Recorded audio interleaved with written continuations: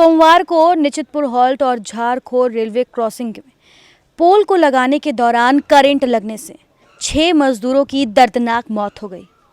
इस हादसे के बाद से क्या धनबाद और क्या रांची, दिल्ली तक की फोन धनधनाने लगी। इस हादसे में 6 मजदूरों की मौत जो हुई है उसे साफ तौर पर लापरवाही कहा जा रहा है। ये जो मजदूर थे ये बाहर से काम करने यहाँ पर आए हुए थे, ठेकेदार मजदूर थे ये सभी।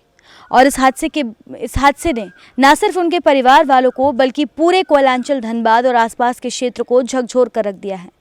शव इस तरह से बुरी तरीके से छत-विछत हो गया था कि वो देखने लायक भी नहीं बन पाया था। आज उन सभी का यहाँ पर पोस्टमार्टम हो रहा है।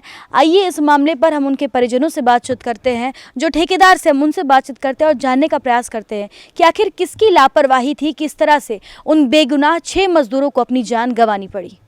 दर्दनाक हादसे में 6 मजदूरों की मौत हुई। उन 6 मजदूरों में राम सुरेश भी एक मजदूर थे, इलाहाबाद से थे और वो मिस्त्री का काम करते थे। उनके छोटे भाई इस वक्त यहाँ पर हैं, हम उनसे बातचीत करते हैं।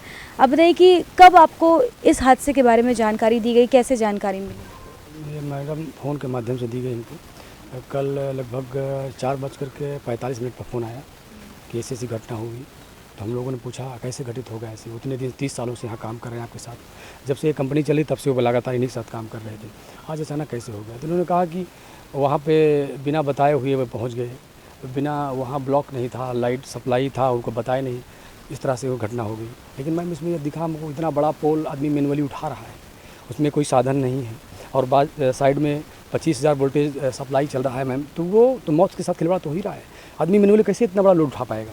तो ये कहीं ना कहीं कंपनी और वहाँ के जो जिम्मेदार लोग हैं उनकी लापरवाहियाँ हैं, जिसकी वजह से घटना हुई और हमारे बड़े भैया की मौत हो गई। उनके 2 बच्चे हैं और एक 13 साल का बच्चा है, एक लड़की 18-19 साल की है। तो हम ये कहेंगे कि अब जो हो गया तो हो ही गया, लेकिन उनके पालन पोषण के लिए, शिक्षा के लिए, खान पान के लिए कंपनी की तरफ से उनकी हेल्प की जाए। हाँ, जबकि उनके एक अभी क्या मुआवजे देने की बात? हाँ, इन्होंने कहा कि 3 लाख रुपए देंगे आपको, और जो उनकी वेतन थी तो वो हमारे भैया लगभग 35,000 पाते थे। तो उन्होंने कहा कि हम उनकी वेतन के बराबर उनके घर में खर्चे देंगे, उनकी पत्नी के अकाउंट में हर महीने भेज दिया करेंगे, और जो आपके आने जाने का भाड़ा है वो हम देंगे। और ये कह रहे थे कि 30,000 रुपये क्रियाक्रम के लिए देंगे।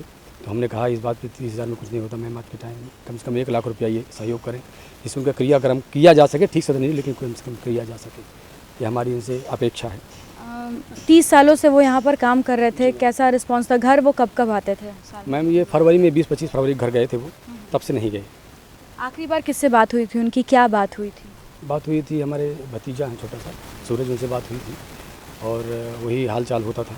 हमसे भी एक बार बात की उन्होंने, हाल छेम पूछा गया, ठीक ठाक थे, लेकिन अचानक ये घटना हो गई और जिससे हम लोगों को पूर्ण क्षति हुई मैडम, जिसकी पूर्ति नहीं हो सकती।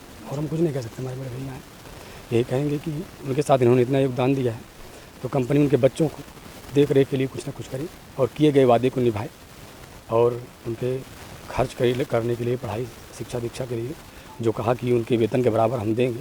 जिन मजदूरों की मौत हुई उसमें एक पुरुलिया के रहने वाले धर्मनाथ भी थे। धर्मनाथ अपने पीछे 3 बच्चों को छोड़कर गए हैं, उनके बुजुर्ग पिता भी हैं। उनके पिता इस वक्त यहाँ पर हमारे साथ मौजूद हैं, हम उनसे बातचीत करते हैं। जब ये हादसा हुआ, काफ़ी दर्दनाक हादसा था, आपको कब बताया गया कि आपके बेटे के साथ ये हादसा हो गया है?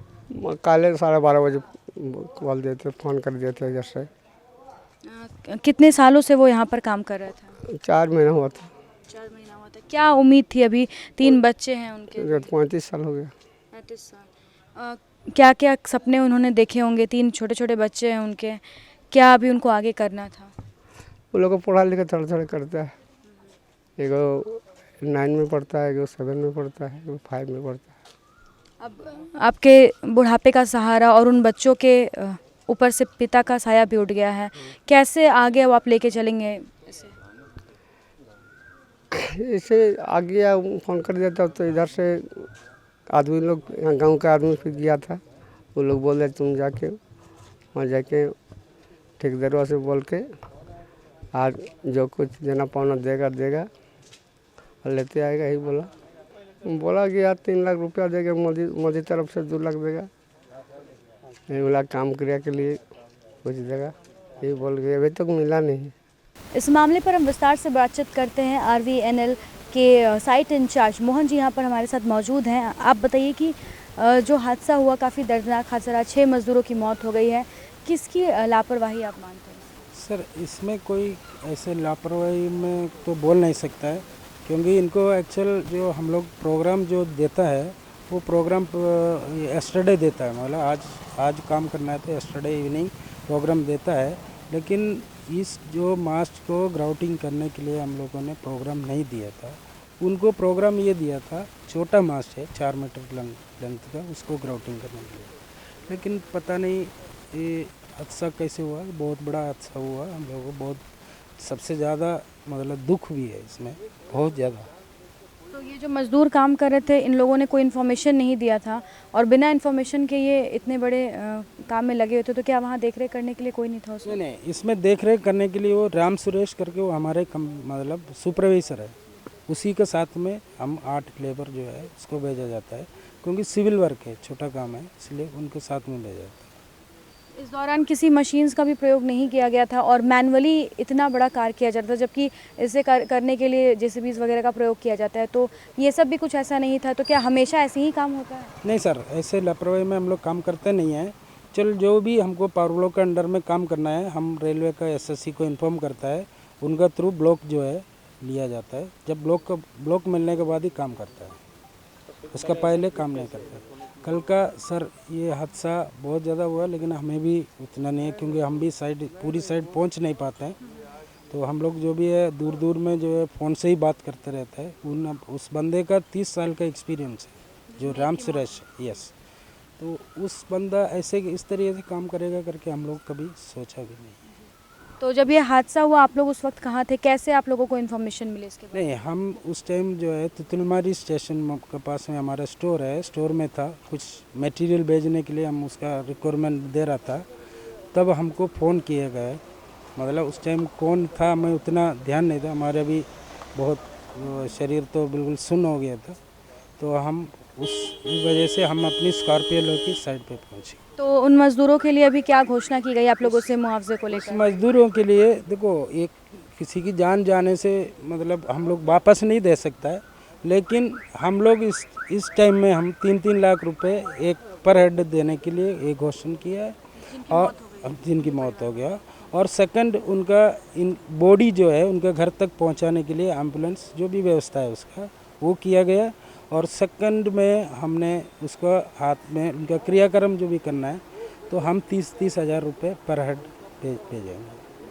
आगे इस तरह का कोई हादसा ना हो, इसको लेकर कैसे आप लोग सजग रहेंगे? सर हम लोग इसके लिए पूरा एक मीटिंग करके इस चीज़ से इसको मतलब क्लैरिफाई करेंगे, उसके बाद ही अब नेक्स्ट जो काम स्टार्ट करना वो करेगा, इसके बाद ही जो हर आदमी को अलर्ट करने के बाद ही वो काम करेगा।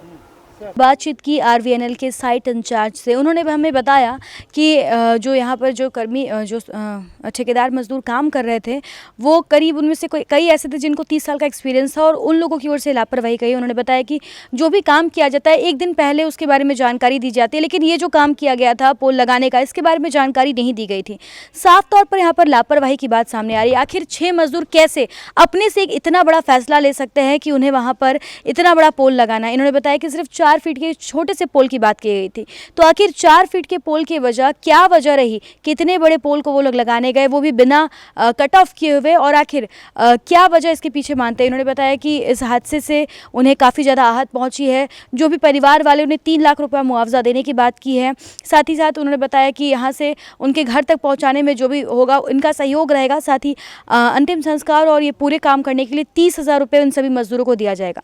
लेकिन सवाल ये उठता है कि क्या पैसे से उन बेगुनाह मजदूरों की जान वापस आ सकती है? हमने देखा कि किस प्रकार से जो मजदूर से उनमें से कई ऐसे थे जो अपने पीछे अपने छोटे छोटे बच्चों को छोड़ कर गए हैं, अपने बुजुर्ग माता पिता को छोड़ कर गए हैं। अब उनके परिवार की देखरेख कौन करेगा? और ये पहली बार नहीं है कि ऐसी घटना देखने को मिली है, इससे पहले भी एक बार इस तरह से दर्दनाक घटना हुई थी। लेकिन इन घटनाओं से सीख लेने की वजह यहाँ पर केवल यहाँ खानापूर्ति होती है, केस दर्ज किए जाते हैं, अदालत में सुनवाई होती है, लेकिन जो गुनहगार होते हैं उन्हें सज़ा नहीं मिल पाती। इस हादसे में जिस प्रकार से 6 मजदूरों की मौत हुई है, इस मामले पर न सिर्फ धनबाद बल्कि दिल्ली तक भी ये बातें ऊपर तक गई हैं और प्रधानमंत्री नरेंद्र मोदी की ओर से इन सभी को 2-2 लाख मुआवजा देने की बात कही गई है। लेकिन वापस से यही सवाल उठता है कि क्या जो भी इस हादसे के पीछे जिम्मेवार होंगे, क्या उन्हें सजा सुनाई जाएगी? क्योंकि मामला तो दर्ज कर लिया गया है, लेकिन शायद उन गुनहगारों को इसकी सजा नहीं मिल पाती है। इस तरह के तमाम अपडेट्स हम आप तक पहुंचाते रहेंगे अपने सहयोगी संतोष के साथ। Shambhavi Singh, the news post, Dhanbad.